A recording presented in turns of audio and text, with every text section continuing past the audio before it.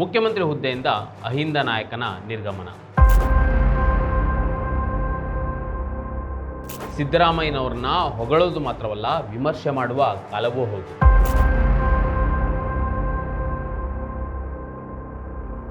ತಮ್ಮ ಎರಡೂ ಅವಧಿಯಲ್ಲಿಯೂ ರಾಜ್ಯದ ಹಿತವನ್ನ ಸಿದ್ದರಾಮಯ್ಯ ಕಾಪಾಡಿದ್ರ. ನಮಸ್ಕಾರ, ಈ ದಿನ .comಗೆ ಸ್ವಾಗತ. ನಾನು ಮನೋಜ್ ಆರ್ ಕಂಬಳಿ. ಸಿದ್ದರಾಮಯ್ಯ ಮುಖ್ಯಮಂತ್ರಿ ಸ್ಥಾನಕ್ಕೆ ರಾಜೀನಾಮೆ ಕೊಡುವ ಮೂಲಕ ಕರ್ನಾಟಕದ ಜನನಾಯಕನ ಅಧಿಕಾರ ಯುಗಾಂತ್ಯವಾಗಿದೆ. ಅತಿ ಹೆಚ್ಚು ಅವಧಿಗೆ ಕರ್ನಾಟಕದ ಮುಖ್ಯಮಂತ್ರಿಯಾಗಿದ್ದ ಸಿದ್ದರಾಮಯ್ಯನವರು ಮುಖ್ಯಮಂತ್ರಿ ಹುದ್ದೆಗೆ ರಾಜೀನಾಮೆ ನೀಡಿದ್ದು ಅಹಿಂದ ವರ್ಗಕ್ಕೆ ತಮ್ಮ ತಂದೆ ತಾಯಿಯನ್ನ ಕಳೆದುಕೊಂಡಂತಾಗಿದೆ. ಸ್ವಾತಂತ್ರ್ಯ ಹೋರಾಟ ಒಂದು ಕಥೆಯಲ್ಲ, ಮರೆಮಾಚಿದ ಹೋರಾಟಗಳ ಅನಾವರಣ. ಭಾರತದ ಸ್ವಾತಂತ್ರ್ಯ, ಕರ್ನಾಟಕದ ಏಕೀಕರಣ ಒಂದೇ ಹೋರಾಟದ ಎರಡು ಮುಖಗಳು. ಜೈ ಹಿಂದ್, ಜಯ ಕರ್ನಾಟಕ ವಿಶೇಷಾಂಕ ಈಗಲೇ ಓದಿ ಹಂಚಿಕೊಳ್ಳಿ. ಅತ್ಯಂತ ದೊಡ್ಡ ಜನಸಮೂಹವನ್ನು ಪ್ರಭಾವಿಸಬಲ್ಲ ನಾಯಕನಿಂದ ಅಹಿಂದ ಈಗ ವಂಚಿತವಾಗಲಿದೆ. ಇದರ ಮೂಲಕ ಕರ್ನಾಟಕದ ರಾಜಕೀಯ ಚರಿತ್ರೆಗೆ ಸಂಬಂಧಿಸಿದಂತೆ ಇತ್ತೀಚಿನ ವರ್ಷಗಳ ಬಹು ಮುಖ್ಯವಾದ ಅಧ್ಯಾಯವೊಂದು ಕೊನೆಗೊಂಡಿದೆ. ಸಾಮಾಜಿಕ ನ್ಯಾಯವನ್ನು ರಾಜಕಾರಣದ ಭಾಗವಾಗಿಸಿಕೊಂಡು ಕಲ್ಯಾಣದ ಕಾರ್ಯಕ್ರಮಗಳನ್ನು ರೂಪಿಸಿದ ರಾಜ್ಯದ ವಿರಳ ನಾಯಕರಲ್ಲಿ ಸಿದ್ದರಾಮಯ್ಯ ಅವರೂ ಒಬ್ಬರು.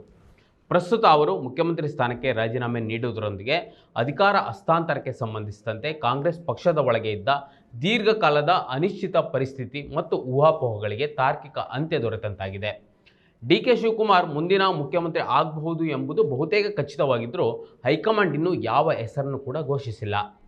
ಸಿದ್ದರಾಮಯ್ಯನವರ ವ್ಯಕ್ತಿತ್ವ, ನಾಯಕತ್ವ ಮತ್ತು ಅವರ ಆಡಳಿತದ ಬಗ್ಗೆ ಕಾಂಗ್ರೆಸ್ ಹೈಕಮಾಂಡ್ ಸೇರಿದಂತೆ ಇಡೀ ರಾಜ್ಯದ ಜನರೇ ಒಪ್ಕೊಂಡಿದ್ರು. ಜೊತೆಗೆ ಅವರ ನಾಯಕತ್ವದ ಕಾರಣದಿಂದಲೇ ಸೋನಿಯಾ ಗಾಂಧಿ, ರಾಹುಲ್ ಗಾಂಧಿ ಅವರೊಂದಿಗೆ ಉತ್ತಮ ಒಡನಾಟವನ್ನು ಕೂಡ ಹೊಂದಿದ್ರು. ಅಷ್ಟು ಸುಲಭವಾಗಿ ರಾಜೀನಾಮೆ ಕೇಳುವುದಿಲ್ಲ ಎಂಬುದು ಸಿದ್ದರಾಮಯ್ಯನವರ ಅಚಲ ನಂಬಿಕೆಯಾಗಿತ್ತು. ಹಾಗಾಗಿ ಇದು ಸ್ವತಃ ಸಿದ್ದರಾಮಯ್ಯನವರಿಗೆ ಶಾಕ್ ನೀಡುವ ಸಂಗತಿಯಾಗಿ ಮೌನಕ್ಕೆ ದೂಡುತ್ತದೆ. ಇವೆಲ್ಲವೂ ಈ ಒಂದು ವಾರದಲ್ಲಿ ನಡೆದ ದಿಢೀರ್ ಬೆಳವಣಿಗೆಗಳು. ಕಾಂಗ್ರೆಸ್ ವಲಯದಲ್ಲಿ ಮುಖ್ಯಮಂತ್ರಿ ಬದಲಾವಣೆ ಚರ್ಚೆ 6-7 ತಿಂಗಳಿಂದ ನಡೀತಲೇ ಇತ್ತು. ಸಿದ್ದರಾಮಯ್ಯನವರು 2 ಅವಧಿಗೆ ಮುಖ್ಯಮಂತ್ರಿ ಆಗುವಾಗಲೇ 2.5 ವರ್ಷಕ್ಕೆ ಎಂಬ ಮಾತುಕತೆ ನಡೆದಿತ್ತು ಎಂಬ ಬಗ್ಗೆಯ ಚರ್ಚೆಗಳು ಸಹ ನಡೀತಾ ಇತ್ತು. ಇದರಲ್ಲಿ ಪ್ರಮುಖವಾಗಿ ಮುಖ್ಯಮಂತ್ರಿ ಸಿದ್ದರಾಮಯ್ಯ ಮತ್ತು ಉಪಮುಖ್ಯಮಂತ್ರಿ ಡಿ.ಕೆ. ಶಿವಕುಮಾರ್ ಅವರ ನಡುವಿನ ಅಧಿಕಾರ ಹಂಚಿಕೆ ಒಪ್ಪಂದ ನಡೆದಿದೆ ಎನ್ನುವುದೇ ರಾಜ್ಯದಲ್ಲಿ ದೊಡ್ಡ ರಾಜಕೀಯ ಚರ್ಚೆಯಾಗಿತ್ತು. ಅದರ ಪರಿಣಾಮ ರಾಜ್ಯದ ಆಡಳಿತದ ಮೇಲೂ ಬೀರಿತ್ತು. ಜಾತಿ, ಧರ್ಮ, ಪ್ರದೇಶ ಮತ್ತು ಸಮುದಾಯಗಳನ್ನು ಮೀರಿ ಜನಮಾನಸದಲ್ಲಿ ದೊಡ್ಡ ಪ್ರಭಾವ ಹೊಂದಿರುವ ಮತ್ತು ಅಂಚಿನ ಸಮುದಾಯದ ಏಳಿಗೆಯನ್ನು ಬಯಸಿದ್ದ ಕರ್ನಾಟಕದ ರಾಜಕಾರಣದಲ್ಲಿ ಅತ್ಯಂತ ವರ್ಚಸ್ವಿ ನಾಯಕರಾಗಿದ್ದ ಸಿದ್ದರಾಮಯ್ಯ ಸ್ವಇಚ್ಛೆಯಿಂದ ಮನಪೂರ್ವಕವಾಗಿ ರಾಜೀನಾಮೆ ಕೊಡ್ತಿದ್ದೇನೆ ಎಂದು ಹೇಳಿರುವುದು ರಾಜ್ಯ ರಾಜಕಾರಣದಲ್ಲಿ ದೊಡ್ಡ ಆಘಾತವಾಗಿದೆ. ಅಲ್ಪಸಂಖ್ಯಾತ, ಹಿಂದುಳಿದ ವರ್ಗಗಳು ಮತ್ತು ದಲಿತರ ರಾಜಕೀಯ ಒಕ್ಕೂಟವಾದ ಅಹಿಂದ ಎಂಬ ಪರಿಕಲ್ಪನೆಯ ರೂವಾರಿಯೂ ಸಿದ್ದರಾಮಯ್ಯ ಆಗಿದ್ದರು. 1983ರಿಂದ ರಾಜಕಾರಣದಲ್ಲಿರುವ ಸಿದ್ದರಾಮಯ್ಯನವರಿಗೆ ಪ್ರತಿ ಬಾರಿಯೂ ಕೈ ಹಿಡಿದದ್ದು ಮತ್ತು ನಂಬಿದ್ದು ಅಹಿಂದ ವರ್ಗ. ಆದರೆ ಸಿದ್ದರಾಮಯ್ಯನವರ ಮುಖ್ಯಮಂತ್ರಿ ಹುದ್ದೆಯ ಅಂತ್ಯ ಅಷ್ಟು ಸುಲಭವಾಗಿ ಅಹಿಂದ ವರ್ಗ ಸ್ವೀಕರಿಸ್ತದ ಕಾದು ನೋಡಬೇಕಾಗಿದೆ. ಜೊತೆಗೆ ಇಡೀ ರಾಜ್ಯದ ಬಹಳ ದೊಡ್ಡ ಸಂಖ್ಯೆಯಲ್ಲಿರುವ ಅಹಿಂದ ವರ್ಗಕ್ಕೆ ಏನು ಸಂದೇಶ ರವಾನೆ ಆಗ್ಬೋದು ಇದ್ರ ಮೂಲಕ? ಒಂದಂತೂ ಸತ್ಯ, ತಮ್ಮ ನಾಯಕನ ನಿರ್ಗಮನದಿಂದ ಅಹಿಂದ ವರ್ಗಕ್ಕೆ ನಿಜಕ್ಕೂ ದಿಕ್ಕಿಲ್ಲದಂತಾಗಿದೆ. 1977ರ ನಂತರ 5 ವರ್ಷಗಳ ಪೂರ್ಣಾವಧಿ ಮುಗಿಸಿದ ಮೊದಲ ಮುಖ್ಯಮಂತ್ರಿ ಸಿದ್ದರಾಮಯ್ಯನವರಾಗಿದ್ದಾರೆ. ಸಂವಿಧಾನ, ಜನಪರ ಆಡಳಿತ ಹಾಗೂ ಒಕ್ಕೂಟ ವ್ಯವಸ್ಥೆಯ ಬಗ್ಗೆ ಆಳವಾದ ತಿಳುವಳಿಕೆ ಹೊಂದಿರುವ ಅವರು ಸಮಾಜವಾದಿ ಚಳುವಳಿಯಿಂದ ಮೂಡಿಬಂದ ಪ್ರಮುಖ ನಾಯಕರೂ ಹೌದು. ಬಹಳ ಮುಖ್ಯವಾಗಿ ತಮ್ಮ ಸುದೀರ್ಘಾವಧಿಯ ರಾಜಕಾರಣದಲ್ಲಿ ಸಾರ್ವಜನಿಕವಾಗಿ ಚಾರಿತ್ರ್ಯವನ್ನು ಉಳಿಸಿಕೊಂಡಿದ್ದಾರೆ. ಅವರ ಪತ್ನಿಯನ್ನು ಸುತ್ತುವರೆದಿದ್ದ ಮೂಡ ಪ್ರಕರಣದಲ್ಲಿಯೂ ಅಂತಿಮವಾಗಿ ಕ್ಲೀನ್ ಚಿಟ್ ಕೂಡ ದೊರೆತಿತ್ತು. ಕರ್ನಾಟಕದ ರಾಜಕಾರಣದಲ್ಲಿ ವಿಶೇಷವಾಗಿ 70ರ ದಶಕದ ಹಿಂದೆ ನೋಡಿದರೆ ಬಲಾಢ್ಯ ಸಮುದಾಯಗಳಾದ ಲಿಂಗಾಯತ ಮತ್ತು ಒಕ್ಕಲಿಗರದ್ದೇ ಮೇಲುಗೈಯಾಗಿತ್ತು. ಅವರ ನಡುವೆಯೇ ಅಧಿಕಾರಕ್ಕಾಗಿ ಪೈಪೋಟಿ ನಡೀತಾ ಇತ್ತು. ಜೊತೆಗೆ ಆ ಸಮುದಾಯಗಳ ನಡುವೆಯೇ ಅಧಿಕಾರ ಹಂಚಿಕೆ ಆಗ್ತಾ ಇತ್ತು. ಆ ಬಿಗಿ ಹಿಡಿತದಿಂದ ಕರ್ನಾಟಕದ ರಾಜಕಾರಣದಲ್ಲಿ ದುರ್ಬಲರು, ದಮನಿತರು ಕೂಡ ರಾಜಕೀಯ ಅಧಿಕಾರ ಪಡೆಯಬೇಕೆಂಬ ಕನಸು ಕಂಡವರು ದೇವರಾಜ ಅರಸು ಮಾತ್ರ. ಅರಸು ಬರೀ ಕನಸು ಕಾಣಲಿಲ್ಲ, ಅಧಿಕಾರದಲ್ಲಿದ್ದಷ್ಟು ದಿನವೂ ಅದನ್ನು ಪ್ರಜ್ಞಾಪೂರ್ವಕವಾಗಿ ಜಾರಿಗೆ ತಂದರು. ಅದು ಕರ್ನಾಟಕದ ರಾಜಕಾರಣದಲ್ಲಿ ಬಹಳ ದೊಡ್ಡ ಬದಲಾವಣೆಗೆ ಕಾರಣವಾಯಿತು. ಅರಸು ಕಂಡ ಕನಸಿನಿಂದ, ಅದರಲ್ಲೂ ಹಿಂದುಳಿದ ವರ್ಗದಿಂದ ಬಂದಂತಹ ಎಸ್ ಬಂಗಾರಪ್ಪ ಆಗಿರ್ಬೋದು, ವೀರಪ್ಪ ಮೊಯ್ಲಿ ಆಗಿರ್ಬೋದು, ಧರ್ಮಸಿಂಗ್ ಆಗಿರ್ಬೋದು ಮತ್ತು ಈಗಿನ ಸಿದ್ದರಾಮಯ್ಯನವರು ರಾಜ್ಯದ ಅತ್ಯುನ್ನತ ಸ್ಥಾನವಾದ ಮುಖ್ಯಮಂತ್ರಿ ಸ್ಥಾನ ಅಲಂಕರಿಸುವಂತಾಯಿತು. ಇದು ಅಂತಿಂತ ಸಾಧನೆ ಅಲ್ಲ, ಇವತ್ತಿನವರೆಗೂ ಯಾರಿಗೂ ಸಾಧ್ಯವಾಗಿಲ್ಲ. ದೇವರಾಜ ಅರಸು ಅವರು ರಾಜಕಾರಣದಿಂದ ನಿರ್ಗಮಿಸಿದ್ದು 1982ರಲ್ಲಿ. ಅದೇ ಸಂದರ್ಭದಲ್ಲಿ ಅಂದರೆ 1982ರಲ್ಲಿಯೇ ಸಿದ್ದರಾಮಯ್ಯನವರು ರಾಜಕಾರಣಕ್ಕೆ ಪಾದಾರ್ಪಣೆ ಮಾಡ್ತಾರೆ. 1983ರಲ್ಲಿ ಭಾರತೀಯ ಲೋಕದಳ ಪಕ್ಷದಿಂದ ಚಾಮುಂಡೇಶ್ವರಿ ಕ್ಷೇತ್ರದಿಂದ ಗೆದ್ದು ಶಾಸಕರಾಗಿ ವಿಧಾನಸಭೆಗೆ ಬರ್ತಾರೆ. ಅಂದಿನಿಂದ ಇಂದಿನವರೆಗೂ ಅಂಚಿನ ಸಮುದಾಯಗಳ ಪರವಾಗಿ ಧ್ವನಿ ಎತ್ತುತ್ತಾ ಬಂದಿರುವ ಪ್ರಮುಖ ನಾಯಕರಲ್ಲಿ ಸಿದ್ದರಾಮಯ್ಯ ಪ್ರಮುಖರು. ಸಿದ್ದರಾಮಯ್ಯನವರು ಅರಸು ಅವರ ಕೊಡುಗೆಗಳನ್ನು, ಅದರಿಂದಾದ ಸಾಮಾಜಿಕ ಬದಲಾವಣೆಗಳನ್ನು ಮತ್ತು ಏಳಿಗೆಗಳನ್ನು ಕಣ್ಣಾರೆ ಕಂಡಿದ್ದವರು.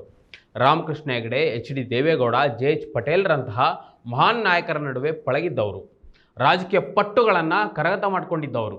ರಾಜ್ಯ ರಾಜಕಾರಣದಲ್ಲಿ ಸಿದ್ದರಾಮಯ್ಯನವರು ಹೊಸ ಭರವಸೆಯನ್ನು ಹುಟ್ಟಿಸಿದರು.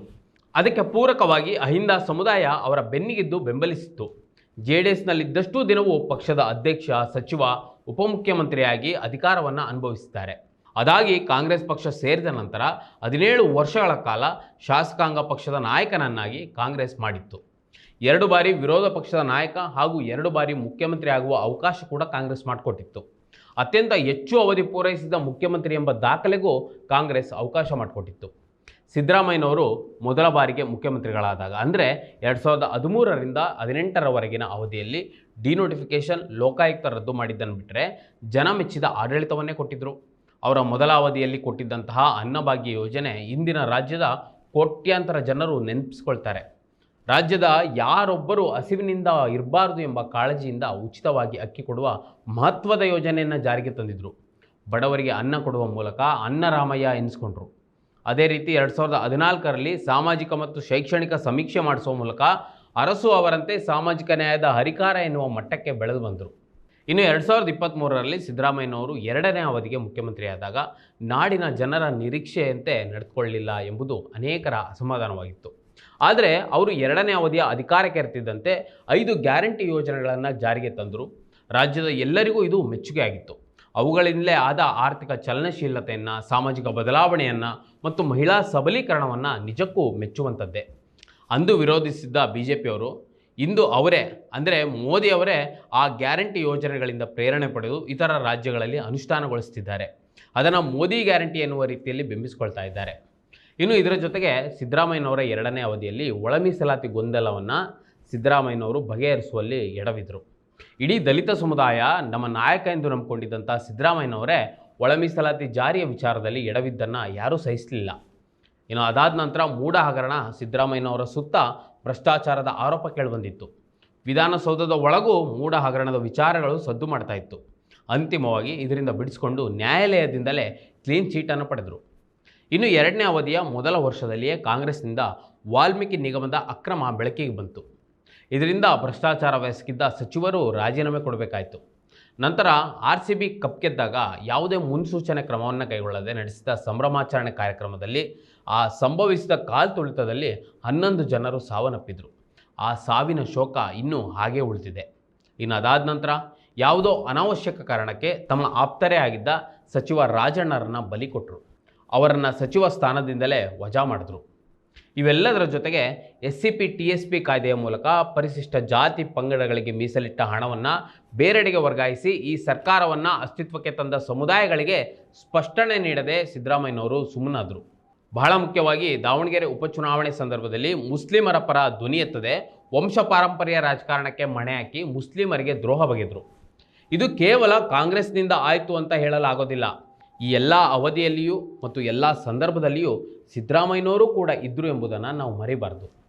BJP ಹಾಗೂ RSSನ ಕೋಮುವಾದಿ ಅಜೆಂಡಾವನ್ನು ಎದುರಿಸಲೆಂದೇ ಈ ರಾಜ್ಯದ ಅಲ್ಪಸಂಖ್ಯಾತರು, ದಲಿತರು, ಕೋಮುವಾದ ವಿರೋಧಿ ಮನೋಭಾವದ ಜನರು ಕಾಂಗ್ರೆಸ್ ಪಕ್ಷದ ಬೆನ್ನಿಗಿದ್ದು ಬೆಂಬಲಿಸಿದರು. ಆದರೆ ಆ ವಿಚಾರದಲ್ಲಿ ಅಗತ್ಯವಿರುವ ತಾತ್ವಿಕ ರಾಜಕೀಯ ನಿಲುವು ತಳೆಯುವಲ್ಲಿ ಸಿದ್ದರಾಮಯ್ಯನವರು ಸೋತರು. ಅದರಲ್ಲೂ ಮುಖ್ಯವಾಗಿ ಧರ್ಮಸ್ಥಳದ ಧರ್ಮಾಧಿಕಾರಿಗಳಿಗೆ ಅನುಕೂಲವಾಗುವಂತೆ ಸೌಜನ್ಯ ಕೇಸು ಹಳ್ಳ ಹಿಡಿಯುವಂತೆ ವರ್ತಿಸಿದರು. ಇಂತಹ ವಿಚಾರದಲ್ಲಿ ನಾಡಿನ ಜನರ ನಿರೀಕ್ಷೆಗಳನ್ನು ಸಿದ್ದರಾಮಯ್ಯನವರು ಹುಸಿಗೊಳಿಸಿದರು. 2ನೇ ಅವಧಿಯಲ್ಲಿ ಸ್ಪಷ್ಟ ನಿಲುವನ್ನು ತೆಗೆದುಕೊಳ್ಳುವಲ್ಲಿ ಸಿದ್ದರಾಮಯ್ಯನವರು ಅನೇಕ ಸಂದರ್ಭದಲ್ಲಿ ಸೋತರು. ಅದಕ್ಕಿಂತಲೂ ಹೆಚ್ಚಾಗಿ ದೇವರಾಜ ಅರಸು ಅವರು ಹಾಕಿಕೊಟ್ಟಂತಹ ಹಿಂದುಳಿದ ವರ್ಗಗಳ ಸರ್ವತೋಮುಖ ಅಭಿವೃದ್ಧಿಗಾಗಿ ಭದ್ರ ಬುನಾದಿಯ ಮೇಲೆ ಸಿದ್ದರಾಮಯ್ಯನವರು ಭವ್ಯ ಸೌಧವನ್ನು ನಿರ್ಮಿಸುವ ಅಪೂರ್ವ ಅವಕಾಶವಿತ್ತು. ಅದಕ್ಕೆ ಅಧಿಕಾರವೆಂಬ ಅಸ್ತ್ರವೂ ಇತ್ತು. ಪಕ್ಷದ ಶಾಸಕರ, ಸಚಿವರ ಮತ್ತು ಹೈಕಮಾಂಡಿನ ಬೆಂಬಲವೂ ಇತ್ತು. ಆದರೆ ಸಿದ್ದರಾಮಯ್ಯನವರ ನಿರಾಸಕ್ತಿ ಎಲ್ಲವನ್ನ ಮಣ್ಣುಗೂಡಿಸಿತು. ಸಿದ್ದರಾಮಯ್ಯನವರನ್ನು ಪೊರೆದ ಪೋಷಿಸಿದ ಅಹಿಂದ ಸಮುದಾಯಗಳು ಇಂದು ಅನಾಥವಾಗಿವೆ. ಸಾಮಾಜಿಕವಾಗಿ, ರಾಜಕೀಯವಾಗಿ ದಶಕದಷ್ಟು ಹಿಂದಕ್ಕೆ ಜಾರಲಿವೆ. ಅಹಿಂದ ಕೊಂದ ನಾಯಕ ಎಂಬ ಪಟ್ಟಕ್ಕೆ ಸಿದ್ದರಾಮಯ್ಯನವರನ್ನು ಗುರಿ ಮಾಡಲಿವೆ. ಅಧಿಕಾರದಿಂದ ನಿರ್ಗಮಿಸ್ತಾ ಇರುವ ಒಬ್ಬ ಹಿರಿಯ ನಾಯಕನಿಗೆ ಈಗ ಪಟ್ಟ ಕಟ್ಟುವುದು ಮತ್ತು ಆರೋಪಿಸುವುದು ಸೂಕ್ತವಲ್ಲ. ಆದರೆ ಆ ಅಂಚಿನ ಸಮುದಾಯಗಳ ಸಂಕಟ, ಸ್ಥಿತಿಗತಿ, ತಬ್ಬಲಿತನ ಅರಸುವಂತಹ ಮತ್ತೊಬ್ಬ ನಾಯಕನಿಗಾಗಿ ಕಾಯುವುದನ್ನು ಕಂಡರೆ ಹೀಗೆ ಹೇಳದೆ ವಿಧಿಯಿಲ್ಲ. ಕ್ಷಮೆ ಇರಲಿ ಸಿದ್ದರಾಮಯ್ಯನವರೇ. ಮತ್ತಷ್ಟು ವಿಶೇಷ ವಿಡಿಯೋಗಳನ್ನು ನೋಡಲು ಮತ್ತು ಹೊಸ ವಿಡಿಯೋಗಳ ಬಗ್ಗೆ ತಿಳಿಯಲು ಈ ದಿನ .com ಯೂಟ್ಯೂಬ್ ಚಾನೆಲ್ ಸಬ್ಸ್ಕ್ರೈಬ್ ಮಾಡಿ ಮತ್ತು ಬೆಲ್ ಐಕಾನ್ ಕ್ಲಿಕ್ ಮಾಡಿ.